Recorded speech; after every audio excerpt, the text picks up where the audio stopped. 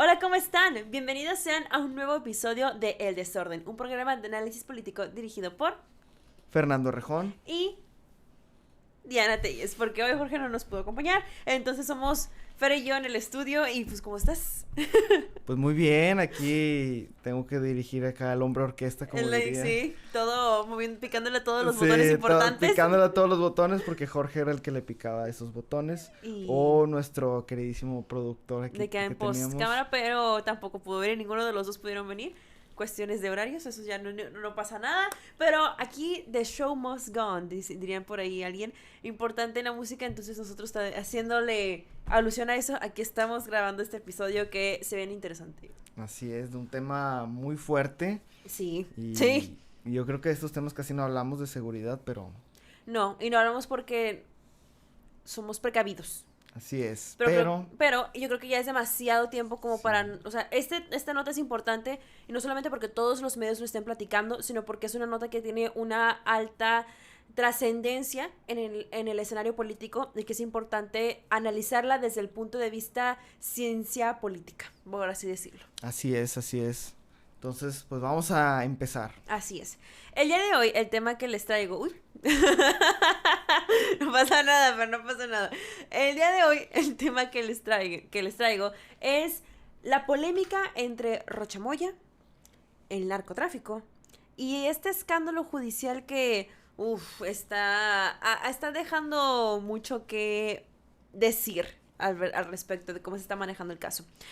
Vamos a dar el contexto. ¿Quién es Rocha Moya? Bueno, para empezar tenemos que Rubén Rocha Moya era el gobernador del estado de Sinaloa. Él fue el gobernador a partir del 2021. Su proceso electoral fue uno marcado como uno muy extraño, precisamente porque hubo demasiados secuestros, amenazas por parte de grupos organizados, de grupos de delincuencia organizada en contra de otros políticos opositores a Rocha Moya. Hay que decir que Rocha Moya era un político que venía del partido Morena y que, cabe destacar, Andrés Manuel López Obrador era una persona que le tenía mucho aprecio a esta persona. Incluso alguna vez en alguna mañanera le llegó a decir que él era como su hermano. ¿Hasta aquí qué dices, Fer? Pues sí, la verdad es que Rochamoya y el partido Morena, yo creo que esta fue la elección en la que más significancia tuvo para este estado, en el sentido de que en el contexto actual que está sucediendo de una guerra civil prácticamente que están Sí. teniendo en este estado, todo este proceso yo creo que inicia en el 2021, Uh-huh. después del debilitamiento del cártel un poco, después de que capturaran a Joaquín, al Chapo, Sí. empieza todo este proceso de cambio interno, pero también hay un cambio político muy interesante a partir del año 2018 que eligen a Andrés Manuel López Obrador. Así es. Y también, eso por un lado, Ujú. porque luego el tiempo pasa, Sinaloa se convierte en un estado pues aún más reconocido por los altos índices de violencia y cómo es que el cártel de Sinaloa tenía muchísima libertad en el estado y pues eso era como, una cuestión pues preocupante para la ciudadanía, peligrosa y también que pues dejaba que desear por parte de las autoridades y que hacía pensar mal sobre las autoridades, ¿verdad? De en si realmente las autoridades estaban haciendo algo para salvaguardar a la ciudadanía o si tal vez tenían ahí alguna relación que pues realmente a nadie le favorece, ¿verdad? La cosa escala el 25 de julio del 2024 con la captura de El Mayo y El Chapito, específicamente Joaquín Guzmán López. Específicamente, ellos son detenidos al aterrizar en un aeródromo privado cerca de El Paso, Texas. Paralelamente, ese mismo día en Sinaloa, es asesinado de forma violenta el exrector de la Universidad Autónoma de Sinaloa y político Héctor Melesio Cuen Ojeda. Uy, aquí es donde inicia el El drama. escándalo, el drama. Ajá. Para que tengan un poco de contexto de lo que pasa en Sinaloa, Sinaloa es un estado muy interesante porque a diferencia de otros estados, tiene un partido regional muy fuerte, que es el Ujú. PAS, el Partido Sinaloense. Sí. Partido Sinaloense es un partido que fue fundado aproximadamente en el 2012 por el que fue el Así es. rector de la Universidad Universidad Autónoma de Sinaloa. de Sinaloa, el que acabamos de mencionar, Héctor Héctor Cuen Ojeda. Cuen Ojeda. Él fue el rector de esta universidad y es un personaje muy interesante dentro de la política de Sinaloa porque él funda este partido. Entonces, Así es. en la elección del 2021 se une este partido, el PAS, el Partido Sinaloense, con Morena. Uh-huh. Entonces, cuando hay este proceso de elección de gobernatura, se menciona mucho las implicaciones que hay dentro de este partido, el Partido Sinaloense, con el crimen organizado, Uf. específicamente con el cártel de Sinaloa. Entonces empieza este proceso de elección y se convierte en una elección muy violenta. De hecho, tenemos algunos conocidos que estuvieron en esa elección. Es verdad, es verdad. Y nos comentaban que se la tuvieron que pasar dentro de un búnker el día de la elección. Uy. Precisamente porque estaban secuestrando a muchos diputados, a muchos miembros de la política local. Entonces, ahí estás como implicaciones supuestas, no hay nada comprobable hasta ahorita. Hasta ahorita. Pero, pues ahí está este contexto interesante. Sí, un dato más sobre Héctor Cuen Ojeda, que en paz descanse, es que él también era considerado como un líder moral del estado, porque al tener este puesto del rector de la Universidad de Sinaloa, era considerado una persona de, pues, mucho compromiso con la ciudadanía y también con la juventud. Entonces, pues aquí pasa que tiene este partido político, su personalidad se realza así como que la importancia de cómo él tiene una intervención en el Estado, una persona de, pues, de respeto. Y creo que lo que podemos decir es que él fue asesinado a balazos. La primera versión de la Fiscalía General del Estado de Sinaloa fue que se trató de un intento de asalto para robarle su camioneta en una gasolinera en las afueras de Culiacán. Sin embargo, todo dio un giro de 180 grados cuando el Mayo Zambada publicó su famosa carta donde afirmó que Héctor Cuen era un amigo mío de hace mucho tiempo. Lo mataron a la misma hora y el mismo lugar donde a mí me secuestraron, la finca de Huertos del Pedregal. Lo mataron allí. Posteriormente, la Fiscalía General de la República trajo el caso, echó abajo la versión del asalto de la Fiscalía local, acusándole de haber montado una escena falsa, y confirmó que a Cuen lo mataron en el lugar de la reunión, donde presuntamente también se encontraría el gobernador Rocha Moya. Chan, chan, chan. Aquí, por eso decimos que esta persona es muy importante para esta historia, sí, porque transforma todo el caso y transforma el estatus del gobernador Rocha Moya a uno como una persona rara, probablemente con relación con crimen organizado, a totalmente implicado en un asesinato, como cómplice o como al menos testigo de un asesinato de una persona muy ligada a él en su proceso para llegar a la gobernatura. Y que te deja con miles de preguntas de qué tipo de trato estaban hablando, qué se negoció, qué se acordó, por qué lo mataron, cómo murió. Fer, ¿qué nos quieres decir? Sí, él cuando está esta elección del 2021 y Morena pues tenía fuerza, pero este partido al sumarse, el PAS, es cuando logra la elección. Entonces, él se suma como secretario de salud al gabinete de Rocha Moya. Entonces, había una relación muy fuerte. Claro. Y aquí es donde empieza a ver también la cuestión de las facciones internas del cártel de Sinaloa. Porque dicen, por un lado, esta persona era miembro o tenía vínculos, pero tenía vínculos con la parte del Mayo, y fueron los chapitos los que lo mataron y los que a su vez también están en contra de parte del gobierno. Entonces aquí podemos ver cómo hay una cuestión de la relación que existe del gobierno con el cártel y a su vez la política interna que tiene el cártel y cómo esta tiene influencia en la política local de Sinaloa. Está muy interesante y muy... Sí. O sea, nos estamos metiendo ahí en un... Sí, en una incógnita enorme. Porque luego también está... O sea, más detalle al respecto es que en la carta se revelaba que esta persona, que Cuen fue... disculpen, perdónenme. En esa misma carta, donde saca que es escrita por el Mayo Zambada, él dice que él mismo fue emboscado y secuestrado tras haber sido convocado a una reunión donde presuntamente serían Rubén Rocha Moya y Héctor Melesio Cuen para mediar un conflicto político.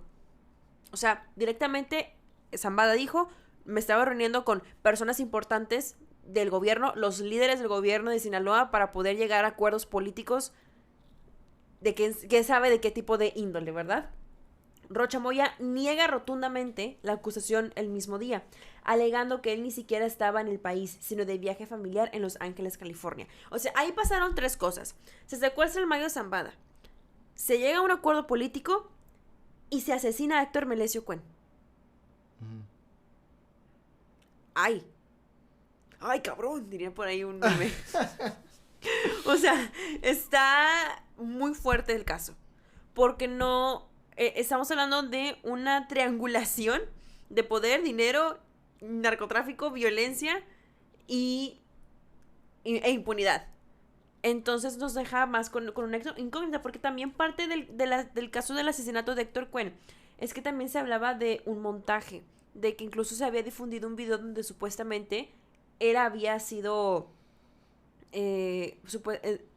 perdónenme, según esto, la Fiscalía de Culiacán había difundido un video donde supuestamente comprobaba el asesinato en la gasolinera. Y por eso la Fiscalía General de la República decía, aquí parece haber un montaje. O sea, es las capas de vamos a decirlo, ¿cómo podemos decir? Las capas de profundidad, eso que es un iceberg, como un iceberg. O sea, la capa de profundidad de lo delicado que es el caso no es menor. ¿Qué dices, Fer? Sí. Y luego a su vez, en este momento, o sea, en ese momento del cártel, Ajá. todavía no llegaba Trump. Uh-huh. Entonces, llega Trump y ahorita ya podemos pasar a lo que está pasando ahorita. Porque todo esto se conecta. Digo, ahorita estamos como mencionando todos estos eventos, pero todo se conecta porque llega la política de seguridad, de querer imponerse, de querer ver de qué forma podía como mitigarse la situación con el cártel. Y entonces llega la cuestión de la política interna que tiene el cártel y se empiezan a fragmentar porque este fue el preludio a la guerra civil que empezó a sufrir Sinaloa. Ajá, exactamente. Exactamente, porque de hecho el 9 de septiembre del 2024, o sea, 2024, ya estamos en el 2026, mayo de 2026, y la cosa sigue, inicia la sangrienta guerra civil, porque podemos ya decirle que es una guerra civil, ¿verdad? Civil. Es una guerra, o sea, tomen en cuenta que hay un estado en México que está en guerra civil. Y vamos a hacer, bueno, me voy a guardar el comentario. Eso sucede, empieza el 9 de septiembre. Y en la guerra civil empieza a desarrollarse entre los chapitos y la malliza, lo que divide al estado. Sigue paralizado, la gente sigue asustada, la gente que se pudo ir del estado ya se fue, la gente que no se puede ir, ahí está, y convive con una guerra. Uh-huh.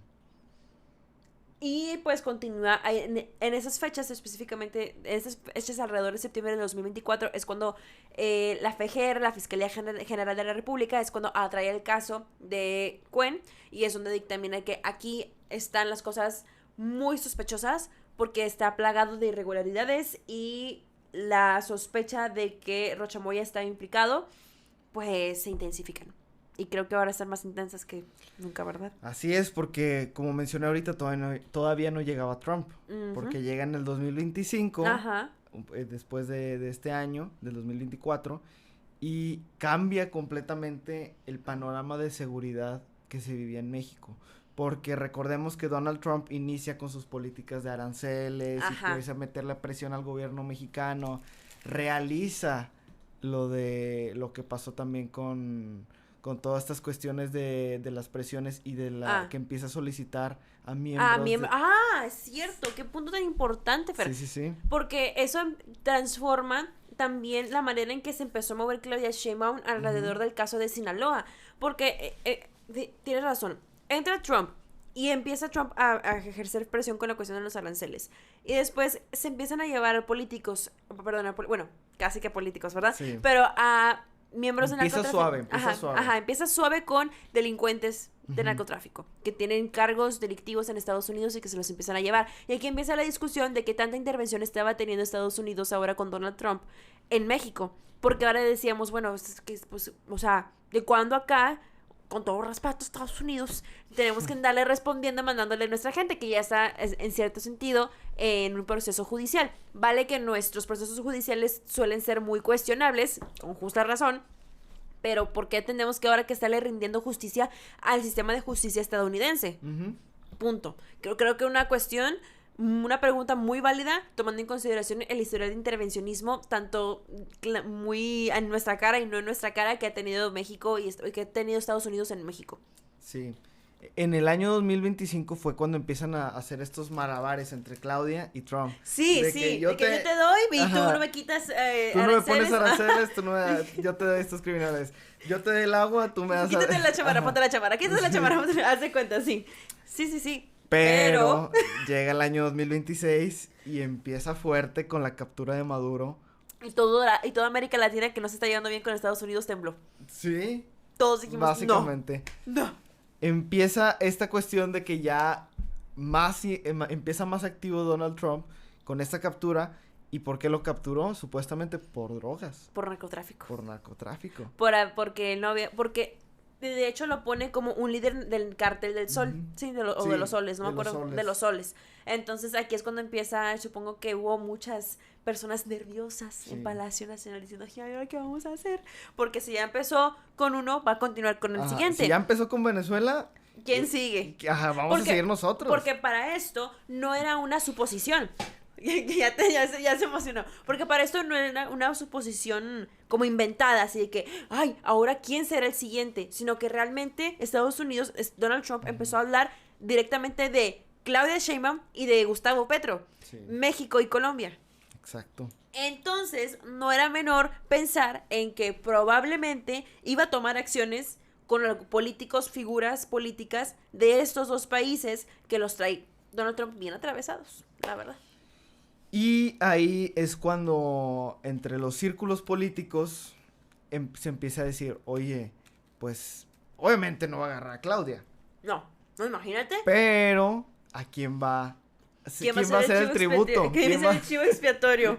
Y se mencionaba mucho a Rochamoya por este caso que pasó en el 2024 en Sinaloa. Así y es. todo el vínculo que hay, bueno, el presunto vínculo que hay entre el cártel y el gobierno estatal. Entonces, se empieza a decir algunos nombres, ¿no? Y entre ellos sonaba más el de Rochamoya. Entonces, Ujú. ya llega a este periodo del 2026. ¿Y qué fue lo que pasó, Diana? Pues se revela, en abril de 2026, se revela una investigación que estaba haciendo el gobierno de Nueva York en contra de Rochamoya. Una investigación que ya llevaba, si no mal entiendo, 2 años de estarse desarrollando. O sea, no es como que la empezamos ayer, encontramos algo y ya le vamos a dar el cargo. Estos 2 años Estos en 2 los años. que estuvimos mencionando. Esos 2 años que estuvimos, de los que estuvimos platicando, que fue como este caldo, a mí me gusta mucho la expresión de este caldo de cultivo. Ujú. Es donde Rochamoya y su gente estaban organizando quién sabe qué cosas. Estados Unidos estaba, pero Tenía el ojo atento. tenía el ojo atento, con el ojo bien pelón, viendo qué estaban haciendo. Y al parecer ya tenían un caso construido, y un caso no menor, porque se hablaba que se involucra de manera directa a Rubén Rochamoya y a otros exfuncionarios de Sinaloa. En un total creo que unos 9 personas más. Sí, de su gabinete.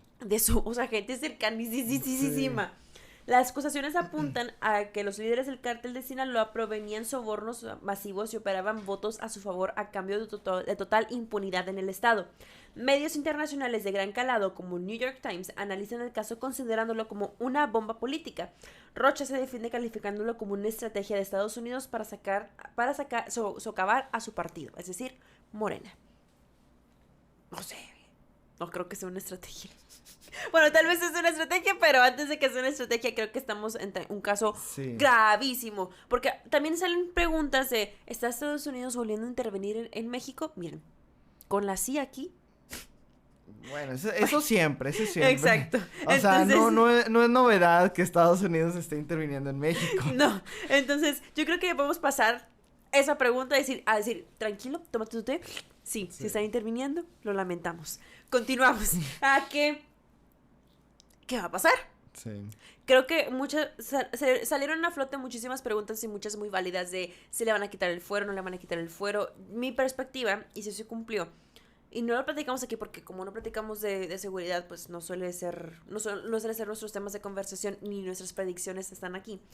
Pero yo tenía una suposición de que Claudia Sheinbaum tenía fuerzas que dejarlo ir. O sea, probablemente juntarse con él y decirle, ¿te vas? ¿Por qué te vas? Porque no puedo tenerte aquí. Es decir, dejas el cargo. Porque si no, ella también iba a ser cómplice. Sí. Entonces no tenía, o sea, creo que lo más lógico era pensar que Rocha Moya, por presión y por voluntad propia, se tenía que ir. Aquí hay algo que no se menciona en lo que investigué, pero que había un rumor muy fuerte, y no sé si haya notas que lo confirmen, que ese fin de semana Rocha Moya, perdóname, Claudia Sheinbaum iba a ir al ranchito Sí. de Andrés Manuel López Obrador. Iban a estar en Oaxaca. ¿Es eso en Oaxaca? Y creo que está O en Chiapas. en No me Tabasco. acuerdo, perdónenme, no me acuerdo exactamente dónde está. Solo me acuerdo del nombre. Pero que iban a ir al rancho de Andrés Manuel, donde precisamente no solamente iba a ir Claudia Sheinbaum, también iba a ir Rocha Moya. Quién sabe qué se habrá platicado. Dicen que se platicó, se pusieron de acuerdo. Y posterior a esa reunión, lo que sí es un dato verificado es que Rocha Moya solicita licencia y salida del cargo como gobernador del estado de Sinaloa para poder atender esta grave situación. Corrección, está en Chiapas. En Chiapas. En Chiapas, bueno, sí. Gracias, Fer. Fueron al rancho ese que está en Chiapas. Y después de eso es cuando se solicita la solicitud de licencia, se retira del cargo. Y pues esto para manejar de manera pacífica todo lo que está sucediendo con Estados Unidos, pero... porque para esto, punto importante, al ser gobernador él tenía fuero. Sí. Entonces, también parte de la discusión era, se le tenía que desaforar, o se le desaforara y lo sacaban, o él por su propia mano tenía que salir. ¿Qué opinas, Fer? Es que aquí yo creo que Claudia está con la espada en la pared. Uh-huh. Porque por un lado, ella heredó a estos gobernadores de Andrés Manuel López Obrador, Uh-huh. a estas figuras políticas muy importantes localmente, pero pues que tienen ahí ciertos vínculos extraños con el crimen organizado. Entonces, yo creo que Claudia, en lo personal, Uh-huh. no está muy contenta, que digamos, con No. con la situación que heredó. Porque, a ver, seamos honestos, o sea, no sucedió esto durante su gobierno. Uh-huh. Pero pues son del mismo partido. Y al ser del mismo partido, pues lamentablemente te ves manchada y además tienes que andar protegiéndolo. A pesar de que yo creo que ella no quiere. O sea, porque muy claramente o sea, queda muy mal como figura presidencial tener a gobernadores de tu mismo partido que tienen una investigación en Estados Unidos. Claro. Y a su vez también tienen ahí investigaciones raras los miembros de su gabinete acerca de esto. Porque ella también tuvo un escándalo hace poquito con el de Veracruz también. Uh-huh. Y también el caso que sucedió del huachicoleo fiscal. ¿No? O sea, tienen ahí ciertas... Focos rojos. Y bombitas. Tienen bombitas que en cualquier momento le puede explotar. Porque imagínate que Estados Unidos dice, ¿sabes qué? Tenemos orden de aprehensión contra Rocha Moya. Favor de entregarlo. Ni favor. Me lo entregas. Uh-huh. Si no, pues vamos a tener que usar la fuerza para extraerlo. Imagínate la fuerza de extraer a un gobernador de México. ¿Qué podría hacer Claudia? Pues nada. No podría hacer nada. Sí, nada, o sea, aquí se queda totalmente ella, pues así como dices, entre la espada y la pared, en una encrucijada muy fuerte. Y eso me recuerda una nota que salió déjenme estoy buscando ese periódico, que decía que Claudia Sheinbaum la estaba pasando terrible. Sí. Que no dormía, que estaba enojada con todos, que la estaba pasando muy, muy, muy mal. Y me hace total y completo sentido, tomando en consideración que no la tienen nada fácil. O sea, realmente, y aquí a lo mejor le puedes tener cierta compasión, que le dejaron en una posición tan compleja. Ok, te puede caer mal ella, te puede caer mal su gobierno, el partido, lo que tú quieras, pero yo creo que no te imaginas el desastre. Como candidata no se imaginaba el desastre que le estaban dejando. Sí. porque es demasiado. Porque es una tras otra, tras otra, tras otra. No ha tenido momentos donde ella quede bien parada en ninguna situación desde que empezó su sexenio. Y lo que falta, porque le falta bastante. No va ni a la mitad. Entonces yo siento que ahorita ella está atoradísima. Atorada, probablemente desesperada. Y obviamente, pues, ¿qué haces?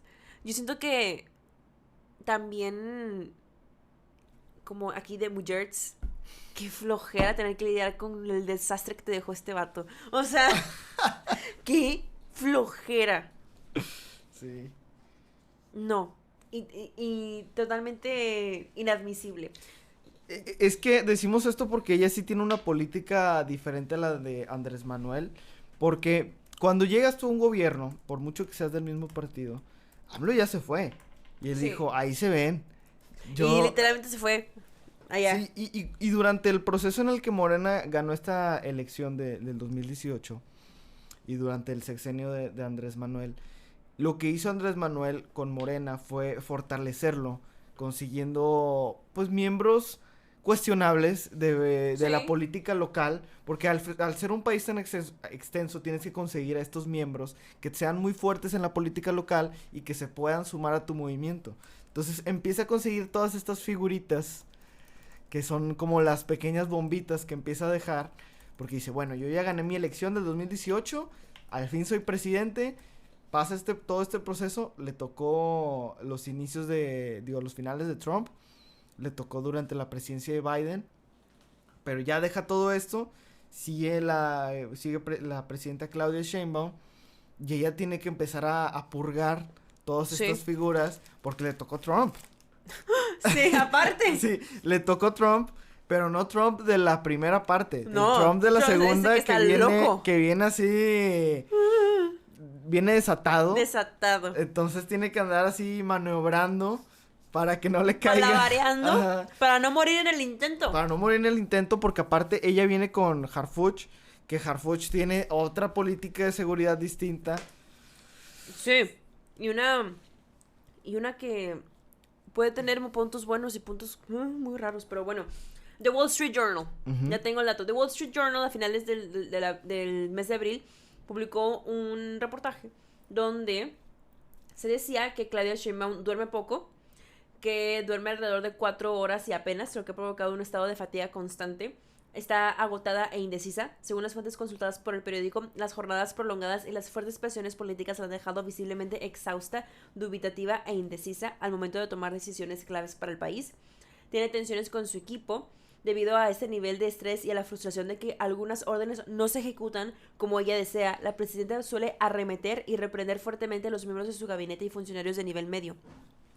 También los detonantes de este estrés pues vienen siendo constantes presiones del presidente de Estados Unidos, Donald Trump, y la tensión interna tras un incidente en Chihuahua donde murieron 2 agentes de la CIA, que ese es otro... Es para otro programa. Es para otro programa, pero es que no la tienen nada fácil. No. Pero bueno, creo que podemos platicar también de los perfiles, algunos perfiles que se mencionan dentro de esta investigación. De los miembros del gabinete de Rochamoya. Así es. Para retomar un poquito el tema. ¿Quiénes son estos? Algunos de estos pues vienen siendo Enrique Insusa Cázares, senador de la República. Fue secretario general de gobierno en la administración de Rochamoya del 21 de 2024 y actualmente se desempeña como senador por Morena. Es considerado el brazo derecho político de Rocha. Se le acusa de reunirse con líderes de los Chapitos para acordar la protección del gobierno estatal al cártel. La Fiscalía General de la República en México también congeló sus cuentas bancarias dentro de las investigaciones por lavado de dinero y narcotráfico. Enrique Díaz Vega, exsecretario de Finanzas, fungió como secretario de Administración y Finanzas del gobierno de Sinaloa entre 2021 y 2024 antes de regresar al sector inmobiliario privado.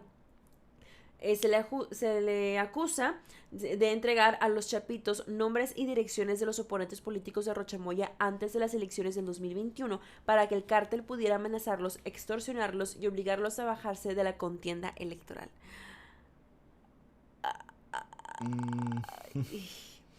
Gerardo Mérida Sánchez, exsecretario de Seguridad Pública. del 2023 al 2024 en sustitución a Cristóbal Castañeda. Fue detenido en Estados Unidos. Se le acusa formalmente de recibir sobornos de hasta 100 mil millones mensuales a cambio de filtrar información de inteligencia militar y policial a la facción de los Chapitos. Madre santísima. Wow. Damaso Castro Saavedra, vicefiscal general de Sinaloa. Está incluido en el expediente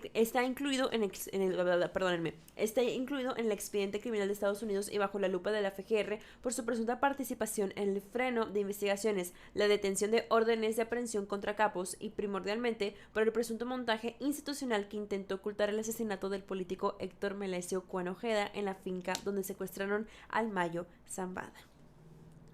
Otros más. Alberto Jorge Contreras Núñez, alias El Cholo, ex jefe de la Policía de Investigaciones de Sinaloa. Marco Antonio Almanza Áviles, ex jefe de la Policía de Investigaciones del 2017 a 2022. Alberto Jorge Contreras Núñez, el que acabo de mencionar antes, él fue ex jefe de policía del 2022 a 2026. José Antonio Dionisio Hipólito, alias Tornado, ex subdirector y comandante de la Policía Estatal de Sinaloa. ¿Cómo te quedó el ojo, Cuadrado. Sí, triangular. Triangular. Qué fuerte. Rombo, no puede ser. Son muchos miembros. No, es mucho, son muchos del gabinete. Muchos. Y la manera. O sea, no es cosa de una reunión, dijo esto, hizo algo menor. No, información delicada para que gente fuera directamente extorsionada. Información delicada para que los capos supieran qué hacer para no ser detenidos. Dinero, mucho dinero, tentando contra la ciudadanía totalmente. Sí. Y yo creo que con esto podemos ir cerrando. Para que se queden así de como nosotros, un poco asustadillos. No un poco, o sea, realmente sí es un caso. A ver, parte de la razón por la que no hablamos de seguridad específicamente de esta nota, así como lo de Chihuahua, que llegamos a mencionar en un episodio, es porque son notas que están en proceso y porque son temas de seguridad que, uno, no somos expertos, por eso tampoco nos gusta meternos a hablar de temas de seguridad porque no queremos decir cosas erróneas, lo hacemos con mucho tiento. Uh-huh. Y dos, pues, vamos a decir, no respetamos, pero, nos gusta vivir. Entonces no nos solemos meter a platicar esos temas porque no son nuestros temas. Así de sencillo. Sí. El caso es que lo que sí puedo decir ahorita es que siento que esto va a continuar. Es un caso que va para largo. No se va a resolver mañana. No se van a quitar los cargos en unas horas. Esto va a continuar y va a seguir manchando. Pero va a continuar cuanto más tiempo quiera Claudia Sheinbaum en no hacerle tanto caso a Donald Trump en las necesidades que pida. No estoy diciendo que Claudia Sheinbaum deba de hacer todo lo que Estados Unidos le pida, porque obviamente los intereses de Estados Unidos son intereses estadounidenses y no a favor de los mexicanos y las mexicanas. Entonces se le puede pedir lo que sea, pero Claudia Sheinbaum y su equipo tendrá que ser sumamente inteligente en qué decir que sí, en qué decir que no, y Rocha Moya tendrá que doblar las manos. No veo, o sea, si de verdad se consideran entre AMLO y él, así hermanos, del dedo meñique, Rocha Moya tiene que hablar, tiene que cantar, como dicen, y tiene que perecer ante la justicia estadounidense, porque el proceso judicial ya empezó. Ya está. Y él es parte central de esto. Espero que todas las personas involucradas en esto, así los nombres que les estuvimos platicando, pues también reciban su justicia. Y que, lo más importante, que Culiacán encuentre la paz. Que Sinaloa esté en paz. Porque no puede ser que esto lleve casi 2 años y nadie hace nada. Sí, sí, la verdad es muy lamentable todo lo que sucedió en Sinaloa. Y esperemos que se haga justicia. Principalmente es eso. Y que las personas responsables pues sean encontradas culpables. Así es. Yo creo que Tú lo ya has con dicho. esto, Yo creo que con esto ya nos podemos ir despidiendo. Recuerden que se pueden suscribir aquí en la cajita, está para que le piquen en la campanita, pongan todas las notificaciones y puedan ver todo lo que estamos subiendo día tras día en este bellísimo canal de El Desorden. También recuerden que en la cajita de la descripción pueden encontrar el link que los lleva directamente a nuestro Substack para que se suscriban y que todos los lunes y martes les lleguen las notas políticas más interesantes con un toque de nuestro análisis. Y también recuerden que nos pueden seguir en nuestras redes sociales, tanto en TikTok como en Instagram, como @eldesorden.mx. Y también recuerden que nos pueden seguir a nosotros, ¿verdad, Fer? claro que sí, a mí me pueden seguir en Instagram como Fernando-Rejón. Y a mí me pueden seguir tanto en TikTok como en Instagram como @dianatelles__ con doble L y Z. Muchísimas gracias por vernos una vez más. Esto fue El Desorden.